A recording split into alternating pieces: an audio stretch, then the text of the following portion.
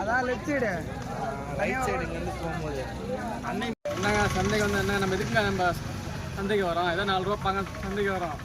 என்ன அங்கேயும் வந்து போன வாரம் 150 ரூபா போட்டாங்க சீட்டு இந்த வாரம் 250 ரூபா போடுறாங்க சீட்டு இப்படி போட்டால் இடத்துக்காக 150 ரூபா சீட்டு நான் இடத்தாம 150 தரணும் என்ன மொத்தம் 350 ரூபா ஆகுது இப்போ டீசல் 500 700 நம்ம டீசல் போட்டு வரோம் நான் மாம்பழம் விற்கிறேன் இதே எவ்வளோ இருக்குது மாம்பழம் இப்படி போட்டால் இதை டெண்டராக எடுத்துருக்கான்றாங்க ஆனால் கேட்டால் இங்கே இல்லைங்கிறாங்க எவ்வளோ எடுத்தாங்களா டெண்டரு அதுதான் 180 சொன்னாங்கண்ணா கணக்கு பண்ணணும் அடிக்கிற மாதிரி